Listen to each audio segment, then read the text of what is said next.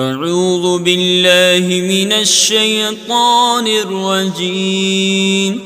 بسم اللہ الرحمن الرحیم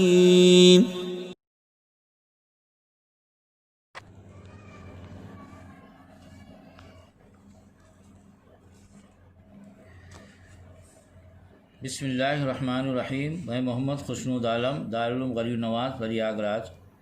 جماعت رابعہ کے بچوں سے مخاطب ہوں اور نور الانوار کا درس چل رہا ہے۔ صراط مستقیم کی تشریح و توضیح، یعنی لفظ صراط مستقیم کی تشریح و توضیح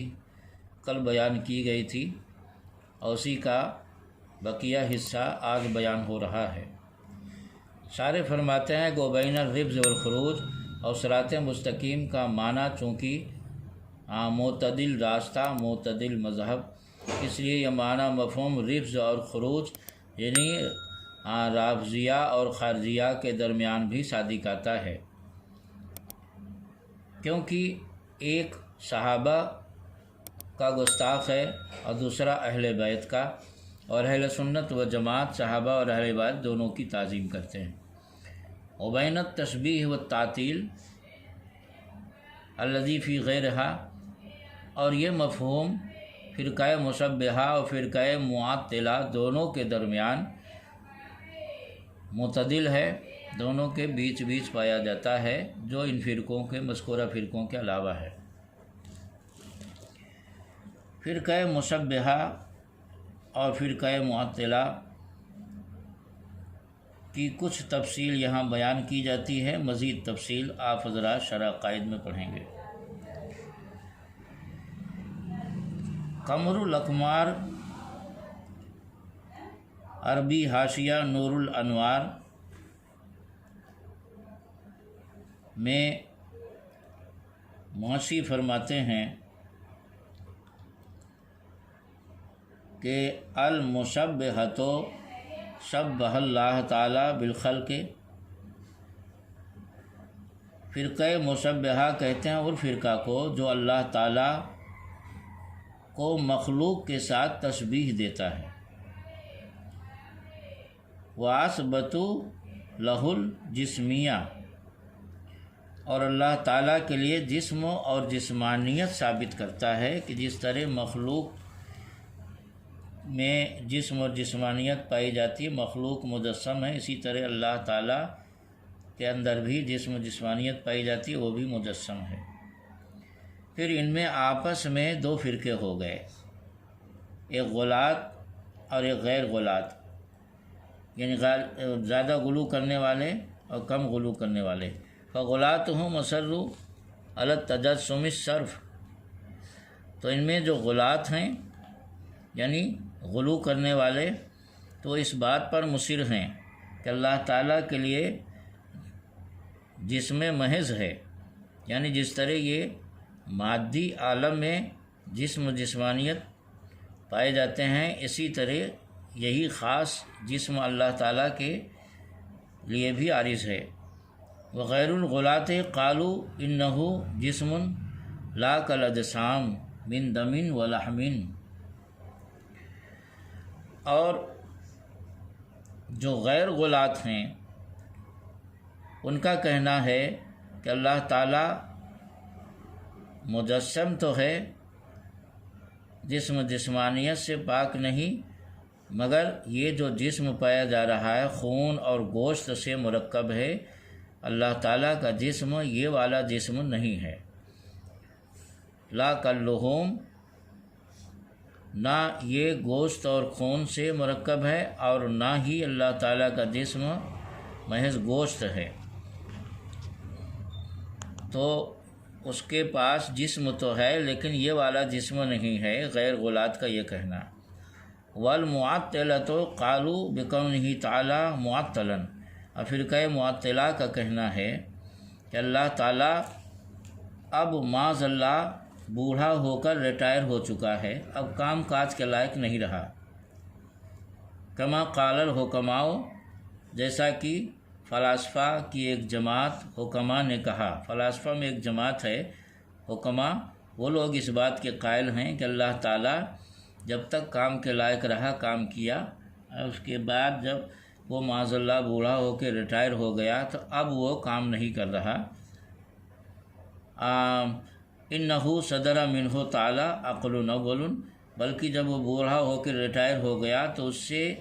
ایک عقل پیدا ہوئی جسے عقل اول وہ لوگ کہتے ہیں۔ ثم منہ عقل ثانی، پھر اس عقل سے دوسری عقل پیدا ہوئی۔ ثم الی العقل العاشر، پھر اسی طرح ایک عقل سے دوسری عقل پیدا ہوتی رہی 10 عقل تک، اور جب 10 عقلیں ہو گئی تو یہ 10ویں عقل هو العقل الفعال، یہ 10ویں عقل جو ہے یہی کام کر رہی ہے، وعلیہ نظام العالم، اور اسی پر اب عالم کا انتظام رواں دواں ہے، یعنی عالم کا نظام اور دیکھ ریکھ یہ 10ویں عقل کر رہی ہے۔ باقی 9 عقلیں کام کرتے کرتے وہ سب بوڑھے ہو کر ریٹائر ہو گئیں، اور اللہ تعالیٰ بھی ریٹائر ہو چکا ہے، معاذ اللہ رب العالمین۔ وَأَهْلُ السُّنَّةِ وَالْجَمَاعَةِ قَالُوا إِنَّهُ تَعَالَى مُنَزَّهٌ عَنِ الْجِهَةِ وَالْجِسْمَانِيَّةِ۔ اہل سنت و جماعت کا عقیدہ یہ ہے کہ اللہ تعالیٰ جہت اور جسمانیت سے پاک اور منزہ ہے۔ وَنَوَاصِيُ الْمَخْلُوقَاتِ بِيَدِهِ تَعَالَى، اور مخلوقات کی پیشانی اس کے قبضے قدرت میں ہیں۔ یفعل ما یشاء ویحکم ما یرید، وہ جو چاہتا کرتا ہے اور جس چیز کا چاہتا حکم دیتا ہے، کیونکہ اس کی شان ہے ان اللہ علی کل شیء قدیر۔ ماتن فرماتے ہیں والصلاۃ علی من اختص بالخلق العظیم، اور رحمت کاملہ نازل ہو اس ذات گرامی پر جو خلق عظیم کے ساتھ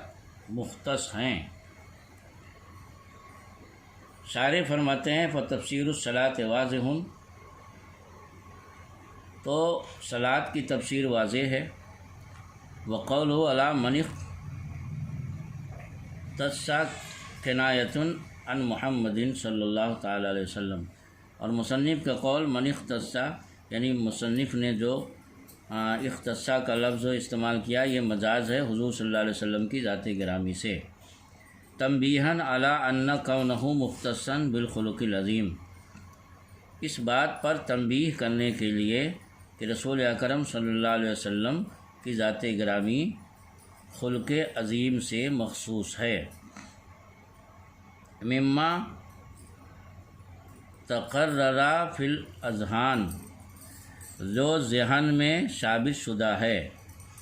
حتی لا ينتقل الذہن من هذا الوصف الى غیرہ علیہ السلام، یہاں تک کہ ذہن حضور کے علاوہ کسی اور کی طرف منتقل نہیں ہوگا۔ یہ عبارت ایک سوال مقدر کا جواب ہے۔ سوال یہ ہے کہ یہاں پر ہے کہ اس ذات گرامی پر جو خلق عظیم کے ساتھ مختص ہے، تو اس سے کیسے پتہ چلے کہ حضور کی ذات مجازاً مراد ہے؟ کیونکہ شاعر کہہ رہے ہیں کہ یہاں حضور صلی اللہ علیہ وسلم کی ذات مجازاً مراد ہے، اور ظاہر سی بات ہے کہ مجازی معنی مراد لینے کے لیے قرینہ چاہیے، تو یہاں حضور صلی اللہ علیہ وسلم کی ذات گرامی مراد لینے کے لیے قرینہ کیا ہے؟ تو شاعر اس سوال کا جواب دیتے ہوئے فرماتے ہیں کہ مسلمانوں کے ذہن میں پہلے سے یہ بات ثابت شدہ ہے اور مقرر ہے، کیونکہ قرآن پاک میں نقل اعلیٰ خلق عظیم، اے محبوب بے شک اللہ تعالیٰ نے آپ کو خلق عظیم پر پیدا کیا۔ تو پہلے سے مسلمانوں کے ذہن میں جو چیز ثابت شدہ ہے قرآن کی روشنی میں کہ خلق عظیم حضور کی صفت ہے، بس وہی جو ذہن میں ثابت شدہ ہے، تو ظاہر سی بات ہے کہ جیسے مصنف بولیں گے کہ اور رحمت کاملہ اس پر نازل ہو جو خلق عظیم کے ساتھ مختص ہے، تو ظاہر سی بات ہے کہ وہ جو ذہن میں پہلے سے حضور کی ذات کے لیے یہ صفت ثابت ہے وہ قرینہ بن جائے گا، اور یہاں بھی حضور کی ذات مراد ہو جائے گی۔ اب شاعر خلق کی تعریف کر رہے ہیں کہ خلق کسے کہتے ہیں؟ کہتے ہیں والخلق ہوا ملکۃ یصدر عنہا الافعال بسہولہ، خلق کہتے ہیں اس مہارت کو جس کے ذریعے جس سے افعال آسانی سے صادر ہوں۔ اور والخلق العظیم، اور خلق عظیم کسے کہتے ہیں؟ تو خلق عظیم لہو یعنی حضور کا خلق عظیم کیا ہے؟ تو علی ما قالت عائشہ رضی اللہ تعالیٰ عنہ، تو حضور کا خلق عظیم وہ ہے جیسا کہ حضرت عائشہ صدیقہ رضی اللہ تعالیٰ عنہ نے فرمایا کہ هو القرآن۔ تو حضور سے یعنی حضرت عائشہ صدیقہ رضی اللہ تعالیٰ عنہ سے پوچھا گیا کہ خلق عظیم حضور کا کیا ہے؟ تو حضرت عائشہ نے فرمایا کہ هو القرآن، حضور کا خلق عظیم قرآن ہے۔ یہاں پر قرآن کا مطلب یہ ہے کہ یعنی ان العمل بالقرآن کانا جبلۃ اللہ من غیر تکلف، یعنی قرآن کے مطابق عمل کرنا حضور صلی اللہ علیہ وسلم کی عادت کریمہ بن گئی تھی بلا تکلف۔ وقیلا هو الجود بالکونین والتوجہ الی خالقہما، اور یہ بھی کہا گیا ہے کہ خلق عظیم کا مطلب ہے کہ کونین یعنی دونوں جہان میں سخاوت کرنا اور اپنے خالق کے، یہ دونوں جہان کے مالک اور خالق کی طرف متوجہ رہنا، اور یہ صفت بھی حضور کے اندر پائی جاتی ہے۔ اور ایک قول یہ بھی ہے کہ ہوا ما اشار علیہ السلام، جس کی طرف حضور نے اشارہ فرمایا اپنے قول میں کہ سل من قطعک وعفو عمن ظلمک، کہ اس سے صلہ رحمی کرو جو تم سے قطع رحمی کرے، وعفو عمن ظلمک واحسن الی من اساء الیک، اور جو تمہارے ساتھ ظلم کرے تم اسے معاف کر دو۔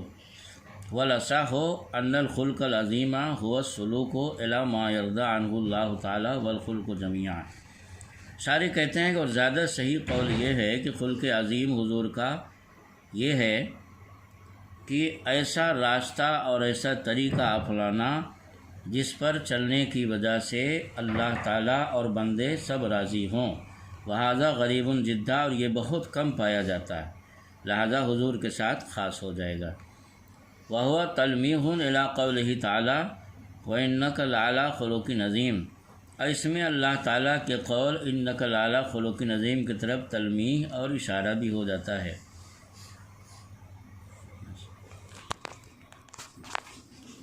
اور نور الانوار کا درس چل رہا ہے۔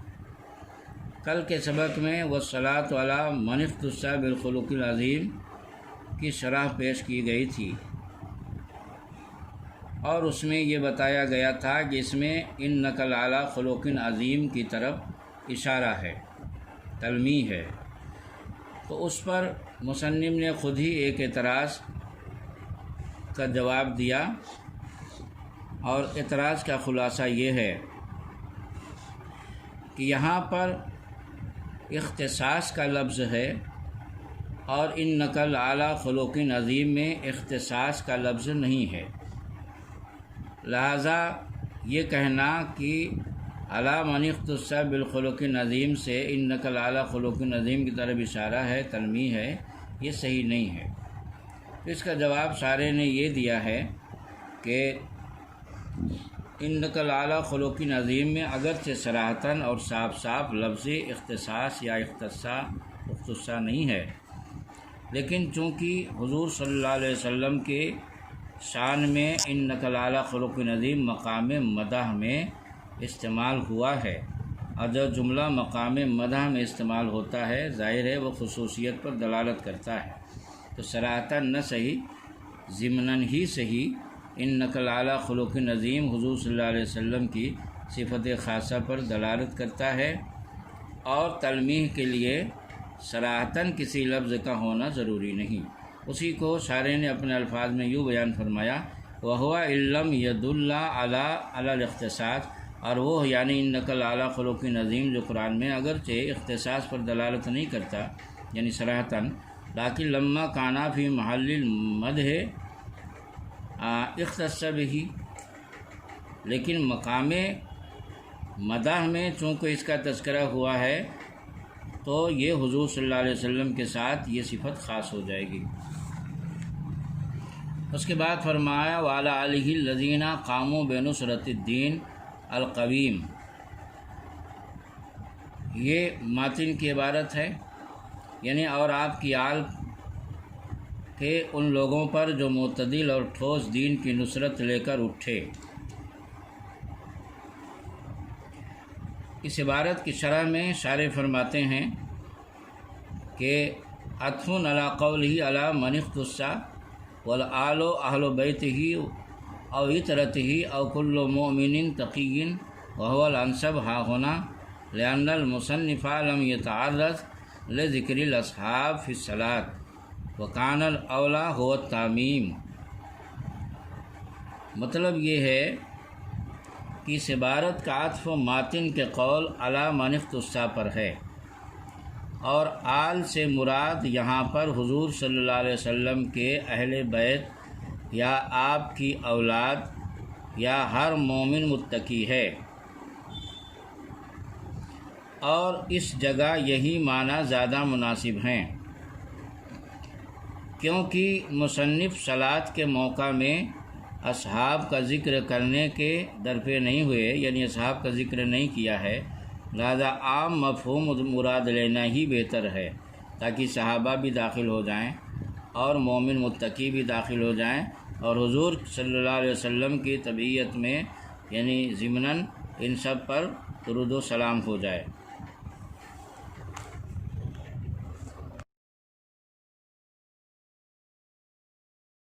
والصلاۃ علی من اختص بالخلق العظیم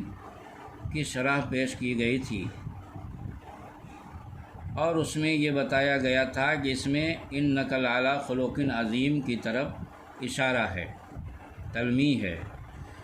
تو اس پر مصنف نے خود ہی ایک اعتراض کا جواب دیا، اور اعتراض کا خلاصہ یہ ہے کہ یہاں پر اختصاص کا لفظ ہے، اور انک لعلی خلق عظیم میں اختصاص کا لفظ نہیں ہے، لہذا یہ کہنا کہ علی من اختص بالخلق عظیم سے انک لعلی خلق عظیم کی طرف اشارہ ہے، تلمیح ہے، یہ صحیح نہیں ہے۔ اس کا جواب شارح نے یہ دیا ہے کہ انک لعلی خلق عظیم میں اگرچہ صراحتاً اور صاف صاف لفظ اختصاص یا اختصاص نہیں ہے، لیکن چونکہ حضور صلی اللہ علیہ وسلم کے شان میں انک لعلی خلق عظیم مقام مدح میں استعمال ہوا ہے، اور جو جملہ مقام مدح میں استعمال ہوتا ہے ظاہر ہے وہ خصوصیت پر دلالت کرتا ہے، تو صراحتاً نہ صحیح ضمناً ہی صحیح انک لعلی خلق عظیم حضور صلی اللہ علیہ وسلم کی صفت خاصہ پر دلالت کرتا ہے، اور تلمیح کے لیے صراحتاً کسی لفظ کا ہونا ضروری نہیں۔ اسی کو شارح نے اپنے الفاظ میں یوں بیان فرمایا، وَهُوَ إِن لَّمْ يَدُلَّ عَلَى الاختصاص، اور وہ یعنی انک لعلی خلق عظیم جو قرآن میں اگرچہ اختصاص پر دلالت نہیں کرتا یعنی صراحتاً، لیکن لما کانا فی محل المدح اختص بہ، لیکن مقام مدح میں چونکہ اس کا تذکرہ ہوا ہے تو یہ حضور صلی اللہ علیہ وسلم کے ساتھ یہ صفت خاص ہو جائے گی۔ اس کے بعد فرمایا وعلی آلہ الذین قاموا بنصرۃ الدین القویم، یہ ماتن کی عبارت ہے، یعنی اور آپ کی آل کہ ان لوگوں پر جو معتدل اور ٹھوس دین کی نصرت لے کر اٹھے۔ اس عبارت کی شرح میں شارح فرماتے ہیں کہ عطف علی قولہ علی من اختص والآل اہل بیتہ او اطرتہ او کل مؤمن تقی وهو الانسب ہا ہونا لأن المصنف لم يتعرض لذکر الاصحاب فی الصلاۃ وکان الاولی هو التعمیم۔ مطلب یہ ہے کہ اس عبارت کا عطف ماتن کے قول علی من اختص پر ہے، اور آل سے مراد یہاں پر حضور صلی اللہ علیہ وسلم کے اہل بیت یا آپ کی اولاد یا ہر مومن متقی ہے، اور اس جگہ یہی معنی زیادہ مناسب ہیں، کیونکہ مصنف صلاۃ کے موقع میں اصحاب کا ذکر کرنے کے درپے نہیں ہوئے، یعنی اصحاب کا ذکر نہیں کیا ہے، لہذا عام مفہوم مراد لینا ہی بہتر ہے تاکہ صحابہ بھی داخل ہو جائیں اور مومن متقی بھی داخل ہو جائیں اور حضور صلی اللہ علیہ وسلم کی طبیعت میں یعنی ضمناً ان سب پر درود و سلام ہو جائے۔